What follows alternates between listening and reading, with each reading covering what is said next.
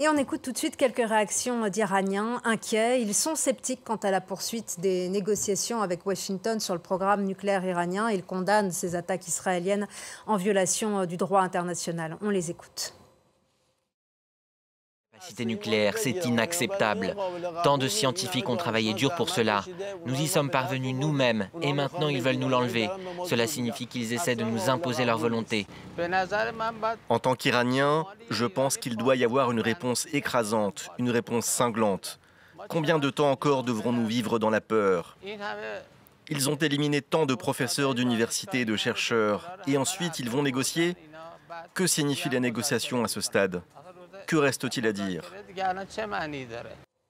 Il n'y a pas de contamination nucléaire après cette attaque israélienne sur un site clé d'enrichissement d'uranium. Au moins 50 personnes, dont des femmes et des enfants, ont été blessées en Iran. On retrouve tout de suite Siavosh Ghazi, correspondant de France 24 et de RFI à Téhéran. L'Iran promet une réponse forte, mais quelles peuvent être les capacités de riposte de Téhéran ? Alors, les capacités militaires de l'Iran, c'est essentiellement soit des drones d'attaque, soit des missiles balistiques. L'Iran possède une panoplie de missiles balistiques et de drones qui peuvent être envoyés contre Israël, comme cela a été le cas lors des deux précédentes opérations menées contre Israël il y a quelques mois. Hier encore, le général Salami, qui a été tué dans l'opération dans la nuit, a affirmé à la télévision d'État que l'Iran ripostera contre toute attaque israélienne éventuelle contre son territoire par une attaque encore plus importante et sans commune mesure avec les deux attaques menées précédemment contre Israël. Donc on ne sait pas si l'Iran va procéder au lancement de missiles balistiques, mais ce qui est certain, c'est que ce sont les seuls moyens de Téhéran de procéder, de répondre à Israël. Mais tout le monde craint qu'une telle riposte provoque des réactions de la part d'Israël et de nouvelles frappes contre l'Iran, puisque l'opération qui a été menée contre une centaine de cibles à Téhéran, mais aussi en province, étaient des opérations très précises, notamment, par exemple, si on peut le voir sur les images, des immeubles d'habitation dans lesquels apparemment habitaient, par exemple, des responsables militaires ou qui ont été tués, ou des scientifiques nucléaires. Et donc, Israël avait des informations précises sur l'endroit où habitaient ces différents responsables.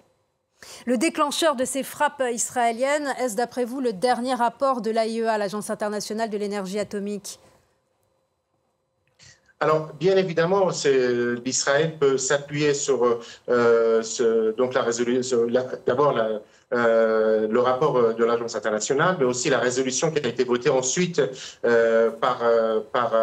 soutenue par les pays occidentaux, la France, l'Allemagne et le Royaume-Uni, mais aussi les États-Unis, et donc en disant que l'Iran ne respectait pas ses engagements dans le cadre de l'accord nucléaire, mais aussi du traité de non-prolifération, et donc cherchait à dévier son programme nucléaire, ce que les Iraniens, les responsables iraniens démontrent catégoriquement en affirmant que le programme nucléaire de Téhéran est un programme totalement civil. Et hier encore, le ministre iranien des Affaires étrangères a affirmé que Téhéran était prêt à donner toutes les assurances et à permettre toutes les inspections dans ces sites nucléaires pour garantir le caractère pacifique de son programme nucléaire. Mais cela n'a pas suffi aux yeux des responsables israéliens. Et Siavosh Ghazi, des discussions étaient prévues, des négociations avec les États-Unis normalement étaient prévues à Mascate, à Oman, ce dimanche. Est-ce que vous savez si le régime iranien va y participer ? Alors ça, c'est une question qu'on se pose ici aussi.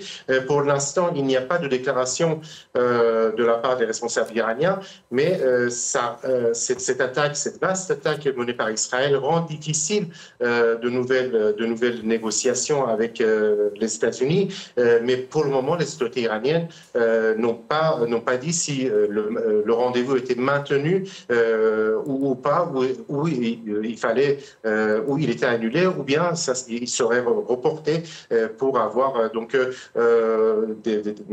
une vision plus claire. D'autant plus que si jamais les Iraniens ripostent contre Israël, ça pourrait provoquer une réaction de la part des États-Unis sur le plan militaire, mais aussi sur le plan politique. Et donc à ce moment-là, le rendez-vous ne sera pas maintenu. Merci beaucoup, Siavash Ghazi, pour toutes vos informations. Merci d'avoir été en direct avec nous de Téhéran. Et puis l'Iran qui vient de condamner le silence, je cite, de l'AIEA, l'Agence internationale de l'énergie atomique, après cette attaque israélienne.